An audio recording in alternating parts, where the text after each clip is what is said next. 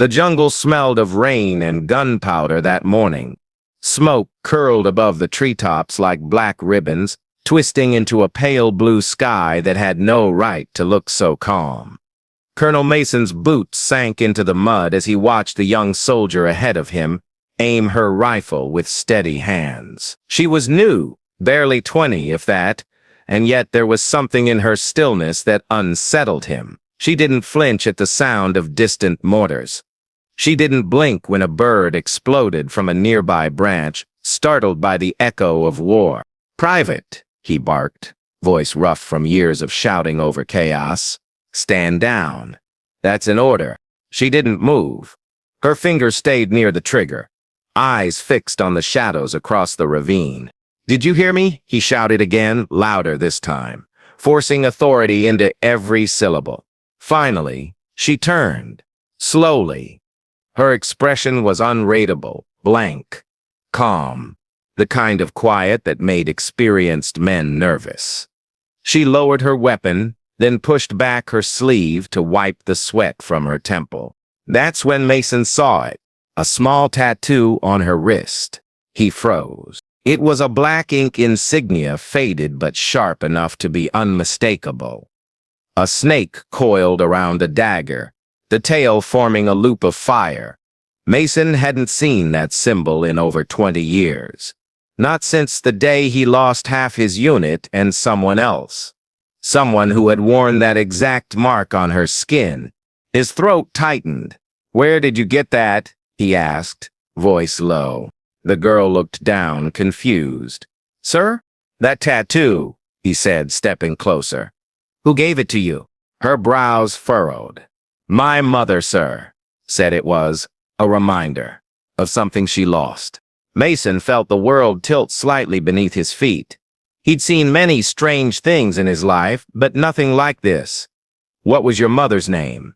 he whispered. "Evelyn," she said softly. "Evelyn Cole." He staggered back like he'd been punched. Evelyn Cole. That name was a ghost he'd buried decades ago under classified files and silent regret. 22 years earlier, Lieutenant Evelyn Cole was his second in command and the woman he'd been ordered to leave behind during an ambush. She'd been presumed dead along with the others. But the tattoo, the mark they'd both worn as part of a secret recon unit, no one else could have known it. No one but her. The young soldier, her daughter, was staring at him now, waiting for something. "Sir, are you all right?" she asked. Mason straightened, forcing his breath steady. "I'm fine," he lied. "Fall back. I'll take point from here." But as she turned away, something deep inside him whispered that this mission wasn't just another operation. It was unfinished business clawing its way out of the grave. That night, as rain hammered the tents, Mason couldn't sleep. He sat alone with a flask and an old map, tracing the lines where his team had vanished all those years ago. The mission had been erased from official records. A training accident, they'd called it, but he remembered the explosion, the betrayal, and the radio silence that followed. And now fate, or something like it, had dropped Evelyn's daughter into his unit. Private Aria Cole. The resemblance was clearer in the low light.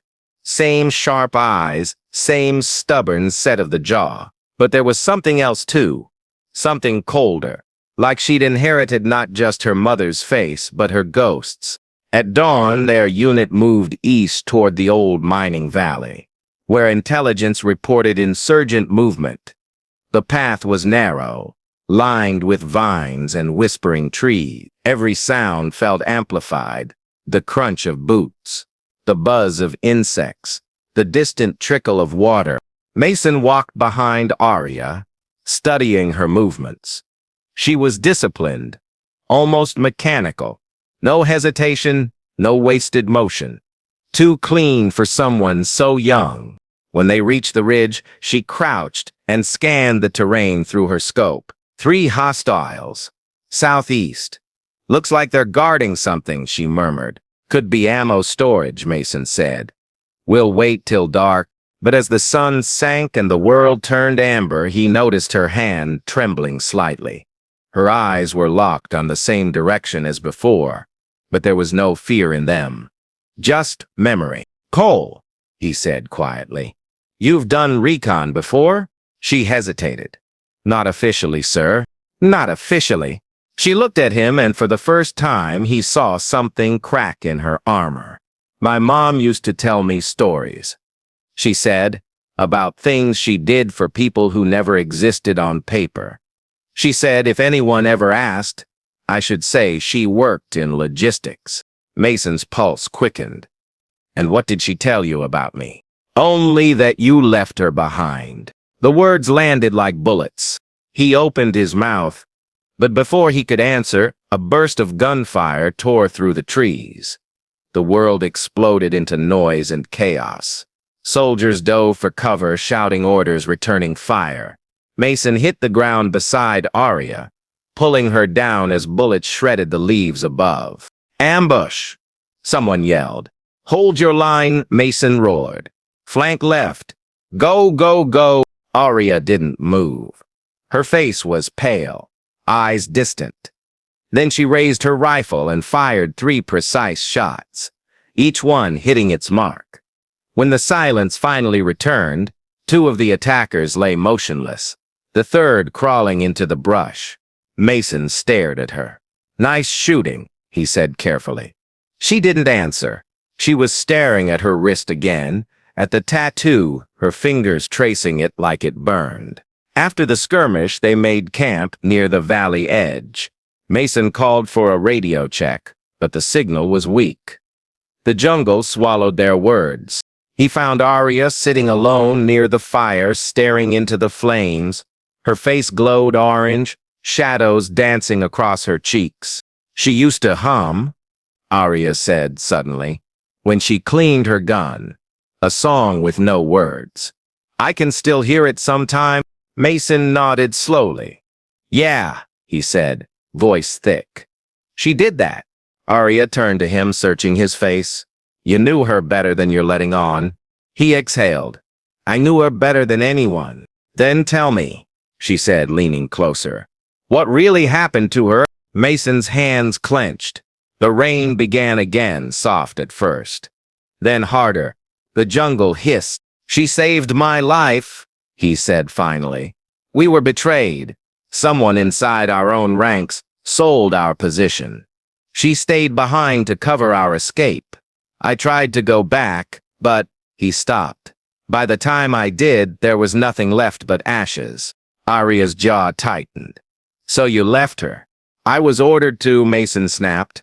"And if I hadn't, none of us would have made it out alive." She stared at him for a long time, then stood. "Orders," she said bitterly. "Always the orders." Before he could respond, the night split open with another explosion. Closer this time, shaking the ground. Mason grabbed his rifle and shouted for the others, but Aria was already running toward the sound, disappearing into the darkness. "Cole!" he yelled, but the storm swallowed his voice.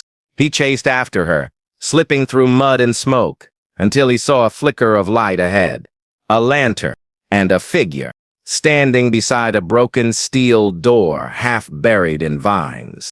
A bunker, an old one. Aria was kneeling beside it, brushing away dirt from a rusted plaque. When Mason reached her, his heart nearly stopped. The plaque read Operation Serpent Dawn, classified access only. He hadn't heard that name in over 2 decades. It was their mission, the one that killed Evelyn Cole. And now her daughter was standing at the door of its grave. Aria turned to him, rain streaming down her face. "She was here," she whispered. "Wasn't she?" Mason opened his mouth to answer, but the metal door behind her gave a long, low creak and began to open. The door groaned like something ancient awakening. Rust fell in flakes as the hinges gave way, and a gust of stale metallic air rushed out. Mason raised his rifle instinctively, but Aria didn't flinch. She took a step forward, flashlight trembling in her hand, beams slicing into the darkness beyond. Inside was a tunnel, narrow, damp, carved into the earth. The smell of oil and decay hung heavy. "Cole, hold position," Mason ordered, but his voice lacked its usual command. Aria didn't listen. She moved ahead, boots echoing softly on the concrete floor. Mason followed, cursing under his breath. The deeper they went, the colder it got. Faded signs lined the walls, marked with codes only old operatives would recognize. When they reached the first chamber, Aria stopped dead. The room was filled with old equipment, monitors, radios, stacks of files covered in dust. A metal chair sat in the center, straps still dangling from the arms. On the far wall, someone had scrawled a single word in faded black paint. Mason's stomach twisted. He'd seen this place before, just not intact. The reports had said it was destroyed, burned down. Aria turned slowly toward him, eyes wide. "You knew this was here." He hesitated. "I thought it was gone." "Gone?" she said, her voice trembling with something that wasn't fear. "Like my mother?" He didn't answer. The flashlight flickered, then steadied on a row of lockers. Aria moved toward them, pulling one open with a screech. Inside hung a single dog tag, tarnished but readable. She lifted it carefully. "T. Evelyn Cole." Her breath caught. Mason stared at the tag as if it might vanish. His throat ached. "That's impossible," he whispered. "We never found—" He stopped when he saw what was pinned behind the tag. A photo. Faded. Torn at the edges. A picture of their old team, 7 soldiers smiling in front of a transport truck. Evelyn stood beside him, arms slung casually over his shoulder. On her wrist, the tattoo gleamed, and on the back of the photo, in Evelyn's handwriting, were 3 words: "Don't trust Mason." Aria turned toward him, eyes blazing. "What did you do?" He took a step back. "Aria, listen to me." "Tell me," she shouted. "What did you do to her?" His voice broke. "I didn't kill her, I swear to you, but someone wanted her gone, and they used me to do it." He explained in halting words how their mission had been compromised, how their own command had ordered him to retreat, how Evelyn had discovered a secret operation within their unit, Black Ops using civilians for weapons testing. She'd planned to expose it. Mason had tried to protect her, but when the explosion hit, it was already too late, or so he'd thought. Aria's hands were shaking. "You let them bury her truth." "I followed orders," he said weakly. "Yeah?" she whispered. "You always do." She turned toward the tunnel, away from him, but before she could move, a sound echoed through the corridor, a metallic clank. Then another. Mason raised his weapon. "Someone's here," he hissed. The lights flickered. A low hum filled the room like a generator sputtering back to life. Then a voice, hoarse, distorted through the speakers above them. "I told you not to come back, Mason." The sound froze him in place. He knew that voice. It was Evelyn's. "Impossible," he muttered. "She's dead." Aria's eyes filled with tears. "Mom?" The speakers crackled. "You shouldn't have brought her here." Suddenly, a door at the far end slid open, revealing a shadowed figure, not a ghost. A woman, older, thinner, but alive. Her face was lined with years of hiding. But those eyes, those sharp, knowing eyes, he'd never forget them. Evelyn Cole stepped into the light. Mason lowered his rifle, breath caught in his chest. "Eve." Aria took a step forward, whispering, "Mom." Evelyn's gaze softened for a second, then hardened again. "Stay back, Aria. You don't understand what this place is." Mason finally found his voice. "How are you alive?" "They thought they killed me," she said. "They burned the evidence, but not the truth. I stayed hidden, gathering proof." "Wait." Aria's hands trembled. "Proof of what?" Evelyn looked at Mason. "Of what he did." Mason's pulse thundered. "That's not fair," he said. "You know I didn't pull the trigger." "No," she said quietly. "But you followed the men who did." The air between them thickened with old ghosts. Aria stood frozen, caught between them the mother who'd become a myth and the colonel who'd lived with her absence. Then the floor rumbled. A distant explosion shook the bunker. "Your friends outside?" Evelyn said sharply. "You led them right into a trap." Mason's radio buzzed to life, static, shouting, "Gunfire! Colonel, we're under attack! Multiple hostiles, heavy fire." He spun toward Aria. "We have to go." Evelyn blocked the exit. "You can't leave. If you go out there, you'll die and they'll bury this place again. Everything I've worked for, gone." Aria's voice cracked. "Mom, we have to help them." Evelyn shook her head. "They're soldiers. They knew the risk. You don't understand what's at stake." Mason grabbed her arm. "You can't just—" Evelyn pulled free and raised her gun. "I warned you once, Mason. Don't make me do it again." The gunshot came so fast it barely registered. The sound slammed through the chamber, echoing down the tunnel. Aria screamed. Mason stumbled, looking down at the blood spreading across his shoulder. He dropped to one knee, the pain sharp and electric. Evelyn's hand was shaking, her eyes full of regret. "You should have stayed away."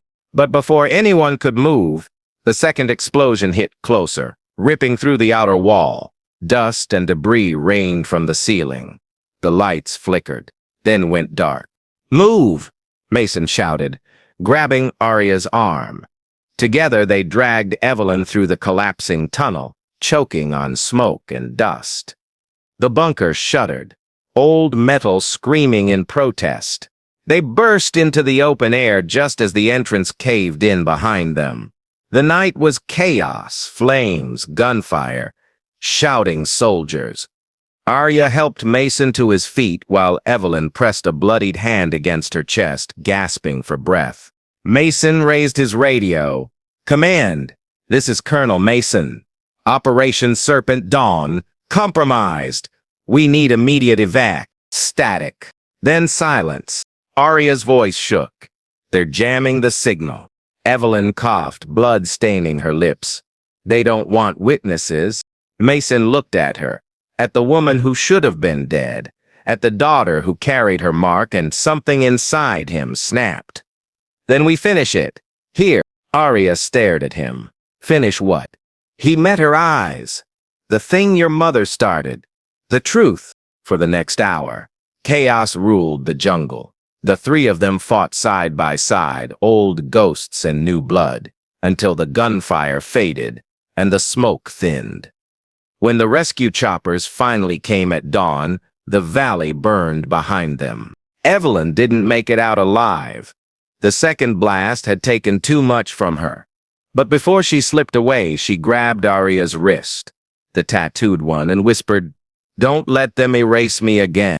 Mason buried her himself, under the same tree where they'd once taken shelter from a storm. No flags, no ceremony, just truth, quiet and unrecorded. Months later, Aria stood on the steps of the tribunal, holding a file full of evidence, everything her mother had hidden. Mason watched from the crowd as she spoke to the press, her voice steady, strong. "The truth doesn't die in the dark," she said. "It waits for someone brave enough to dig it up." Mason turned away, the morning sun catching the scar on his shoulder. He didn't know if he was a hero or a ghost now, but for the first time in 20 years he felt clean. Sometimes redemption doesn't come from winning wars. It comes from facing the ones you started and finally telling the truth, no matter how late it arrives.